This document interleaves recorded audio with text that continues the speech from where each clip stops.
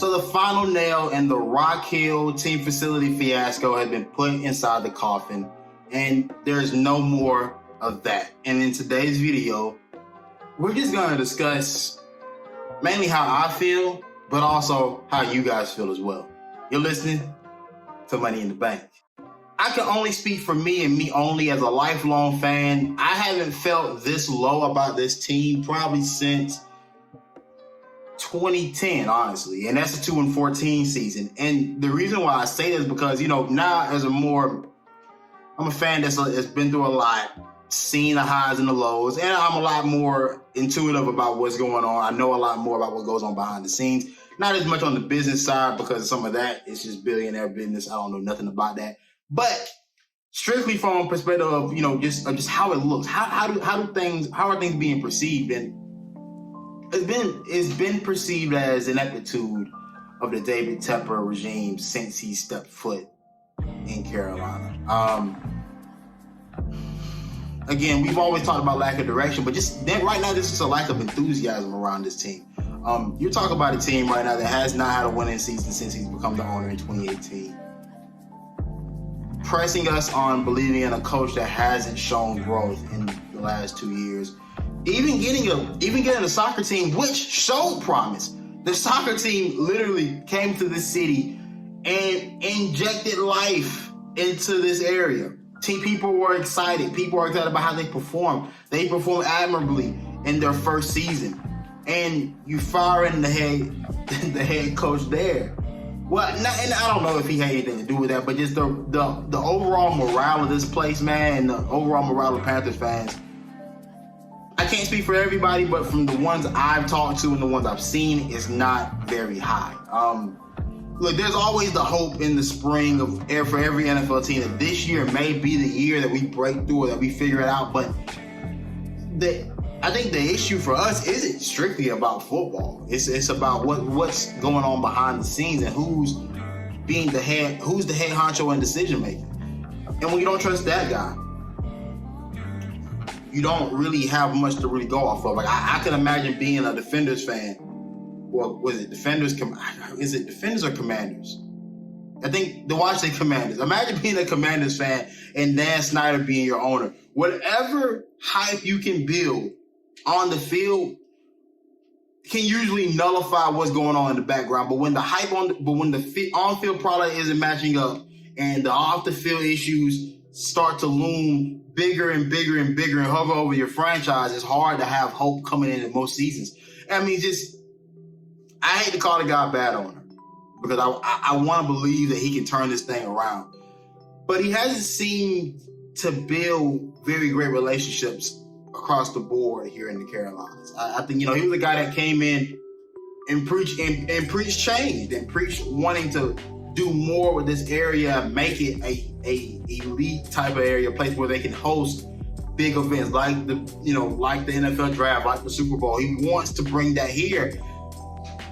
But again, the people around this area, look, here in the South, bro, you got to show me. And that's anywhere, not even just the South, but anywhere you go, you have to show me. What am I investing in? Nobody quite knows what they're investing in. The product on the field has not matched. A lot of this could be solved if the product on the field showed promise, showed direction. And we've preached direction for the last 2 years. If you listen to us for the last 2 years, I don't know how you've done it, but we've preached direction. And the direction of this thing seems to be headed towards the tanker. I mean, look, the thing about this is, in all the years under Jerry Richardson, and obviously we understand why he's no longer the owner and why he could not continuously be the owner of this team. But in all the years under Jerry Richardson, I never felt like we were in the bottom class tier NFL franchises. I always thought at the time, I thought that was reserved for the Lions, the Browns, the Bills at a point. I thought that was reserved for those types of teams, the Jaguars. I thought we were a team. I thought we were average. I thought we had potential to be above average, but for the majority, we were below average. We didn't do a whole lot of fancy things. We didn't do a whole lot of flashy things in the off seasons. Our teams are very gritty. They're very grimy. They're very hard-nosed, hard-working teams. And but here's the thing, I never felt that we were of those tiers. I always used to go into seasons thinking, I don't know how anyone could go into a year being a Browns fan or a Lions fan when you know you're not going to win. Like, how do you even go in there how do you live your life being a fan of one of those franchises, where at least mine, where, yeah, we're not great, but we're not bad either. And we always seem to find our way close to the elite status, but we never quite break through the glass ceiling. I used to think that, being a Panthers fan, there was something to be proud of about being a Panthers fan at a point.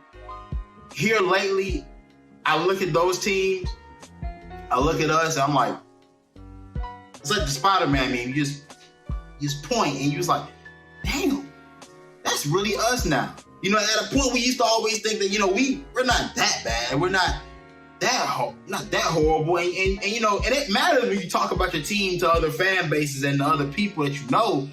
You want to have a certain level of pride about your team and who you root for. They represent your area if you're from here. There ain't much to be proud of right now. There ain't much to hold on to except for, I think for me, I've lost that wishful thinking mindset of a fan. I usually get it around the time games start to be played, because during the course of a game, you got to believe that there's a chance you can win the game. Because the game has to be played on the field, plays has to be made, and guys have to show up. So there's a chance on the field we can win this.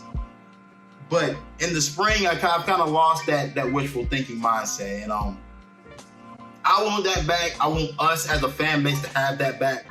I hope, I'm not rooting against the current regime. I hope they figure it out. I really hope they can. I hope the light switch clicks for them. The same way it clicked for Rivera at a point.